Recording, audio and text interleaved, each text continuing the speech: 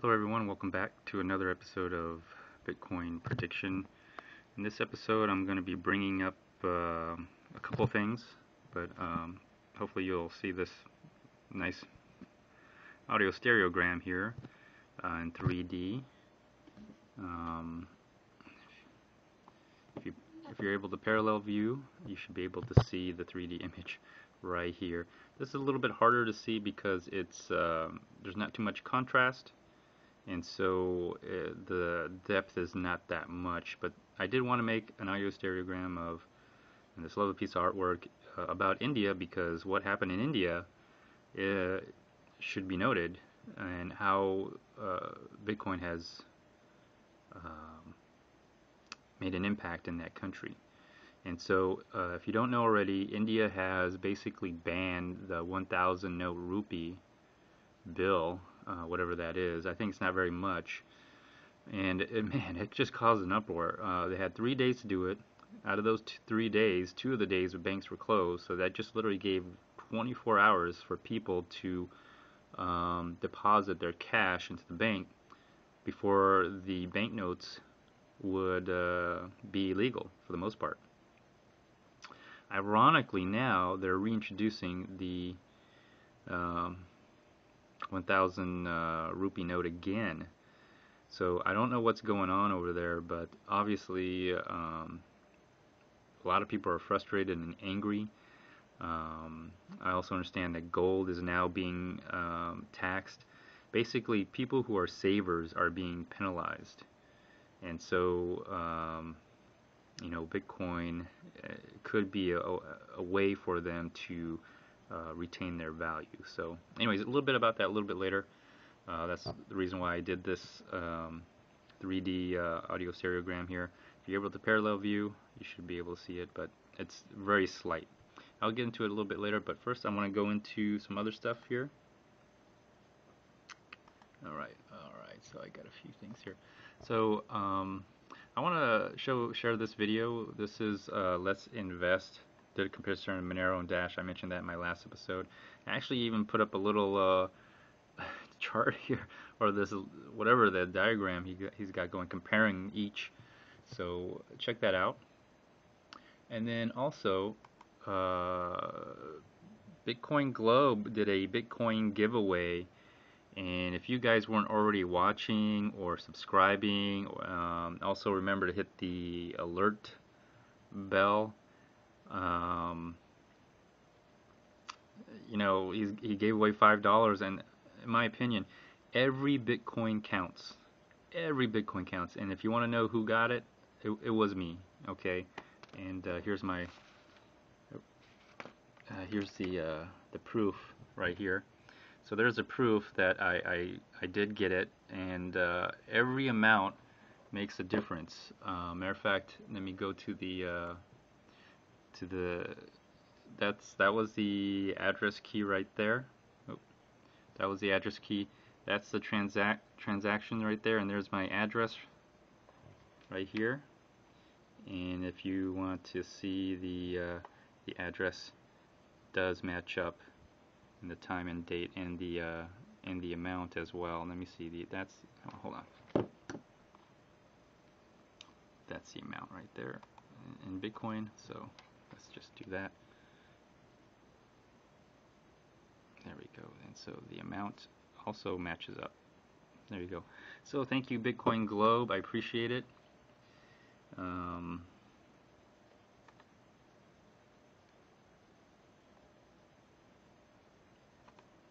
Thank you, Bitcoin Globe. I highly recommend you subscribe to his channel, hit the alert bell, so whenever he puts up a video,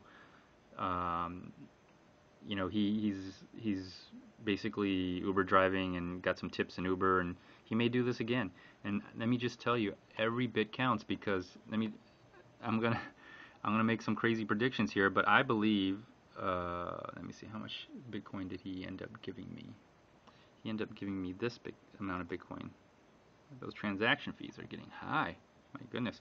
Anyway, so that's the amount of Bitcoin he's giving me. But check this out. I'm going to predict that this amount of Bitcoin, I'm not going to move this Bitcoin, people. I'm going to literally keep this here on my wallet forever, because I'm going to wait until Bitcoin goes to $1 million or something. Um, check this out. If this amount of Bitcoin could be in the future $394,000, $683. I mean, literally, when Bitcoin goes to a million, 10 million, 100 million, infinity, basically this $5 worth of Bitcoin is going to be worth $394,000, 683, I'm sorry, $394,683. Okay, and what I'm gonna do is, well, I'll just keep track of it. I'm a long time holder. Okay, so any free Bitcoins I can get, any donations I can get, anybody who's doing a giveaway, I will take it, because we are literally mooning right now. Anyways. Bitcoin Globe, thank you. If you don't know how to swipe keys, or that's the private key right there. That was the public key. The private key is what you need.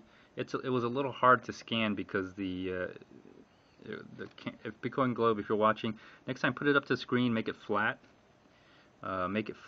And hold still, and because it was a little fuzzy and it was hard to scan because the paper was bent a little bit. But what you do is basically, if you have a Bitcoin wallet and on your smartphone, all wallets will probably do this. But you see right there, there's a camera function. Just click on the camera function, and then, well, mine's covered in the back. But then you put the QR code right in there, and boop, and it will sweep the keys. Some will ask you for an address key. Others will just sweep the key in the wallet right away, and that's it. As simple as that. Then you hear a little ching, and then you got your free Bitcoin right there. So thank you very much, Bitcoin Globe. Okay, and then next I wanted to go was over this. So this morning, Adam Meister had a show. So usually in the morning I wake up, I watch Bit Media and Cryptoversity, because by the time they do their videos and by the time I wake up, it's morning here, and I get it's like getting your daily paper, your daily news, first thing in the morning, and I can basically catch up to everything that's happened,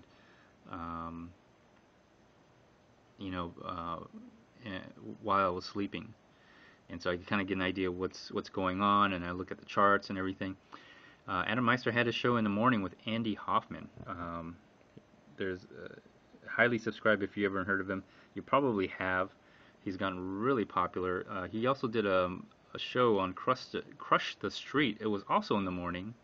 So I listened to talk about Bitcoin and everything, and I made a comment that Adam Meister is immortal, and he he was kind enough to reply and say that we're all gonna die, and I replied saying, "Not you, Adam Meister.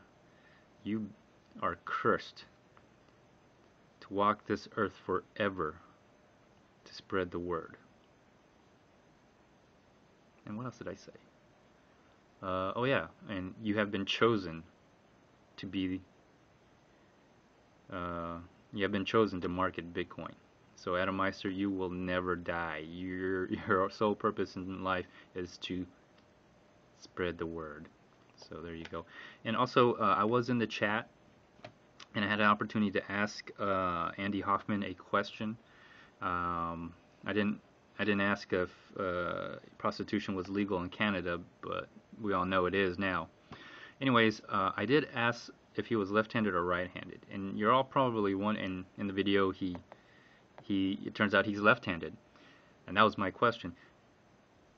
If you're wondering why I'm asking if someone's left-handed or right-handed, it's something that I learned studying neuro-linguistic programming. There's programming that computer nerds do like this and code and everything. Well, I'm not one of those people. the programming that I do is programming the subconscious, programming the mind, programming habits, and understanding people, and also myself. That's kind of what, if anything, neuro-linguistic programming is the understanding of how your mind and your body and your subconscious works. But a lot of people use it to, pick up girls and get laid and stuff like that. It does work. The whole idea of picking up girls, it does work. There's some truth to it, but the whole nonsense of, like, I've seen some videos out there with neuro-linguistic program where they put their hand on something and then they can't take their hand off of this. That's bullshit. That's nonsense. That's not neuro-linguistic programming. Because if you knew anything about it, you can't make anybody do something that they don't want to do. That's the first thing. But anyways, I did some research into that. I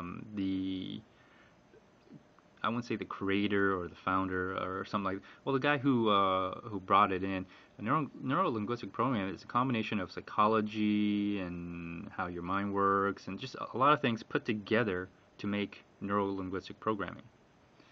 It was created by Richard Blandard, I think. I don't know if I'm saying the last name right. But if you read the book on neuro-linguistic programming by Richard Blandard, the way he explains it is totally different than some of the books that you'll read, like Mind Control or Dark Mind Control or something silly, or how to pick up any woman you want, even though you're ugly, bald, and fat and have no money. That kind of stuff is a little bullshit. They want you to buy the book or watch the video or whatever. Anyways, the reason I asked if Andy Hoffman was left-handed or right-handed is because when I watch him on the video or any of his videos, it tells me something that I need to know in order for me to detect whether he's being deceptive or being truthful. Okay, and that basic concept is the timeline concept. Something I used to analyze Craig Stephen Wright, the guy who supposedly was Satoshi Nakamoto. I used some of my body language, facial reading, basically neuro-linguistic programming, to determine that basically Craig Stephen Wright was deceptive on something. So obviously everyone knows he's not Satoshi Nakamoto. But the whole idea of this timeline is basically, most people think of timeline if you're as a timeline going through them, or is basically a timeline is going this way, meaning the future, and then behind you being the past. And depending on where you're from, Europe, America, South America, North America, Asia, the timeline, you're either standing on it, it's on the ground and it's going this way, for future, and behind you in the past, or it's going through your body, right? The timeline's going through your body. And a third way is that you're flying over it. You hover over the timeline, and the timeline is, the forward is the future, behind you is the past. But that's three ways of looking at it, depending on where you're from. I think it has to do a lot with language and culture, noun before verb or verb before noun, that kind of thing. The other thing is when you look at timeline, when you're facing it in a directional point, this left to right, right to left, left to right, right to left. If you're right-handed, the future is on the right side, the past is on the left. Okay? If you're left-handed, the future is on the left side, and the past is on the right. And so when I watch Andy Hoffman, and that's a really easy way to see because a lot of people think in terms of time reference, right? When people talk about the past, if you're right-handed, you'll point to the left, you'll look to the left, you'll roll your eyes, or when you're thinking about something in the past, you may look up and look towards the left, stuff like that. And hence, if you're left-handed, when you think about the past, you'll look to the right. And so when Andy Hoffman talks and he's talking about stuff he did in the past, and he looks to the right, or he points to the right, or something like that, That's how I know there's some consistency in what he's saying, whether he's being truthful or deceptive. So that's the main reason. So that's why I ask people whether you're left-handed or right-handed. Okay. And so, anyways, but I really enjoyed the show. There's a lot going on today for some reason. I don't know why, but please watch the show with Andy Hoffman. It's a great. Adam's doing a great job out there. Anyway, let's go back to the artwork here real quick,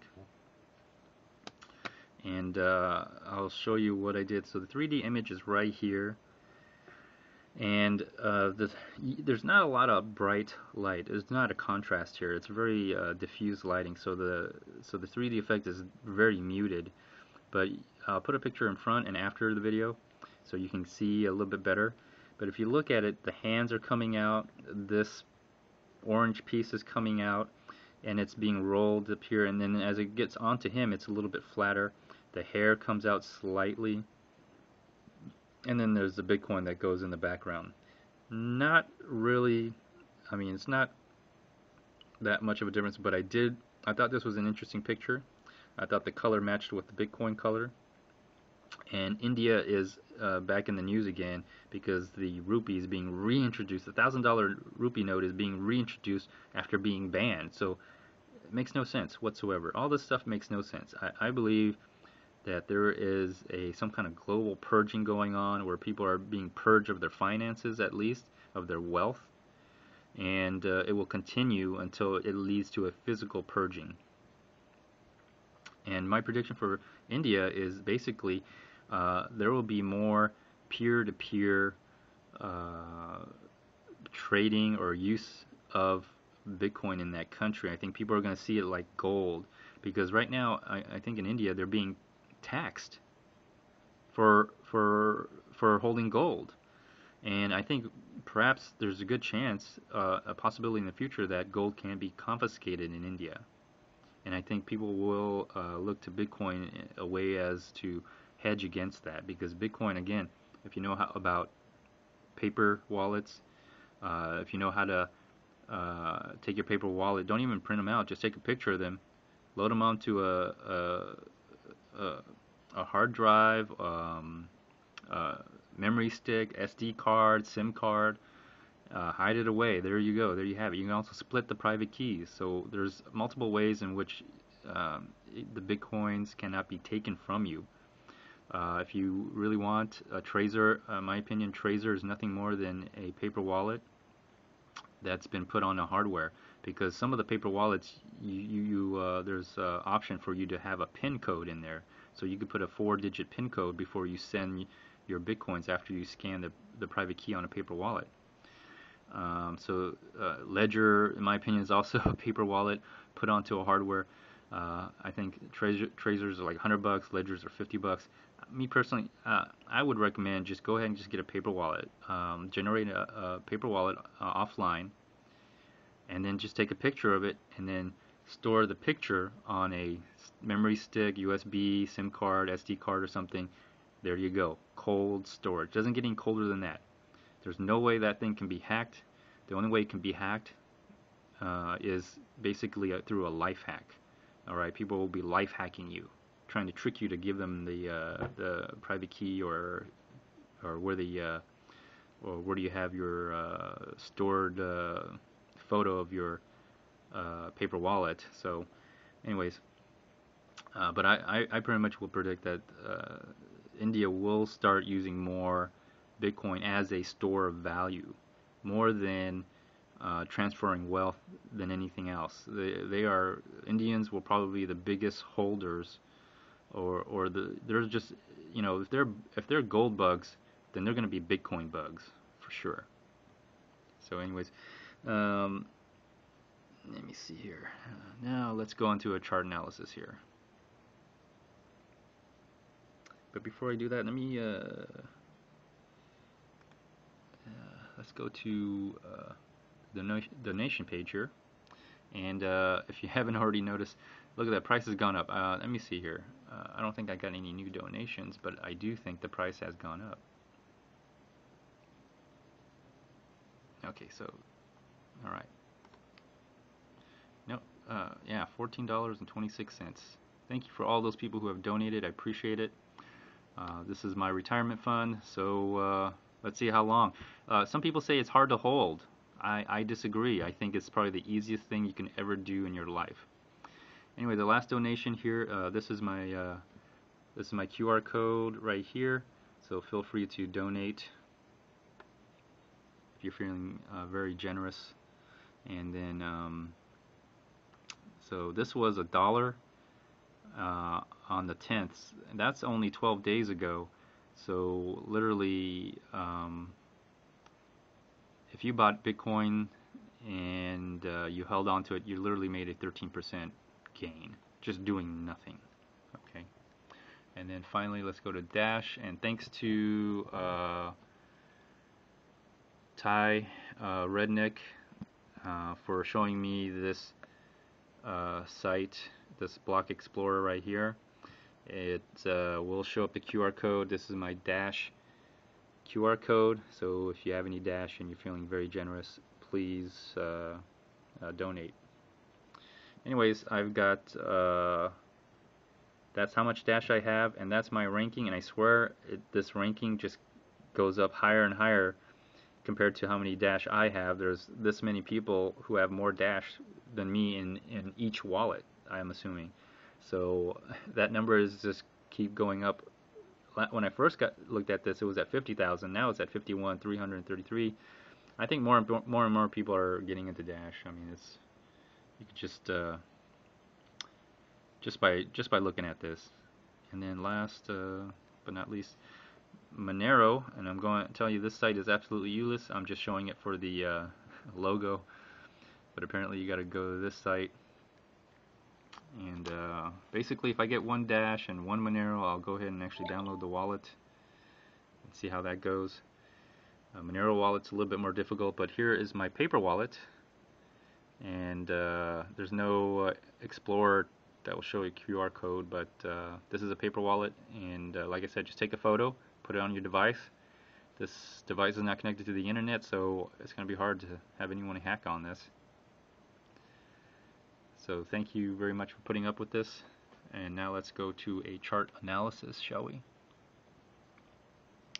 Chart analysis here. Oh man, look at this price. This price just keeps going up and up and up and up and up. There we go. Come on, there we go. So let's see what the high was today. $1,143 is the high. It's already broken this year's high. I believe that this is going to continue, and it will break all-time high. And if you really have any doubts it's going to break all-time high, I'm telling you, you are stupid. All right, you should be buying, or you should have been buying. If you want to get in and now, just average cost, do what I call a momentum trade. Average when the price goes up and your average dollar cost averaging, you're basically momentum trading. So just keep buying the same amount at periodic times, and you'll ride this wave up. Let me see, what is today? That's the date and time. And let's just quickly go back, and I'm on Bitstamp. I'm on Bitstamp on a 1 hour, and then I'm going to go to directly to a 12 hour. So, and if you're all trading on a 1 hour, and let me show you what I'm talking about. If you're trading on a 1 hour and you're looking at the RSI and you're thinking, oh, we sell here, put a short in here because it's reached 70 and it's going to go down. Well, look how much it went down. It didn't go down too much. And if you're going to short, you're going to lose. Same thing here, and it hit 30 too. It almost hit 30, but it really didn't move too much. And then the price went up again. And when it does, you're probably thinking, oh, I should sell because it hit 70 and I should short it right here. It's going to go down. Nope, it did the opposite. Look at that. It just keeps going up. You're looking at the wrong time frame, people. You shouldn't be looking at an hour, because prices are going to move in hundreds of dollars, not just a couple tens of 20s. You know, you're talking about hundreds, 3 to 4 to 5, hundreds of dollars a day. Okay, you should be pulling back at minimum the 12 hour. That tells you that's how much the price moves, people. So there we go. Let's have a look here.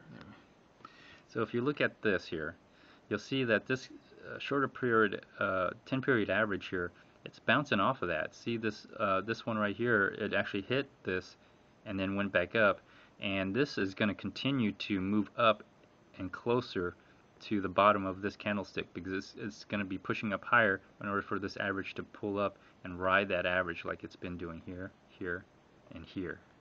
I mean, it's a no-brainer, people. I mean, Bitcoin is just literally bursting up. And then here's the 1 day, and the 1 day just looks better. And again, look at that average. You'll see this price move higher. As the price moves higher, this average is going to touch the bottom of that wick, and it's going to make sense, you know, 3 to 4 candles after, like right here. This all makes sense, right? What else? That's because after the fact, the average moved to touch the bottom of these, and this is like, oh, this all makes sense. I should have just bought in here, At the time this happened, this average was probably below here. So, like I said, there's 2 ways that this is gonna happen here on this particular candlestick. Is the price has to go down and hit this, only to go back up, or the price has to go up higher, pulling the average up to the bottom of that wick. And then let's see here. Oh my gosh, on a 3-day, this looks super bullish. We're on a bull run, people. We are literally on a bull run. Look at that. Oh my goodness. That is beautiful. We're breaking all-time highs. We will break all-time highs. If you literally think that we're not going to break all-time highs, you're stupid. All right? It's a no-brainer, people. No-brainer. And then, where am I? Okay, yeah, let's go on the week. I think the week is going to look ridiculous. Yeah.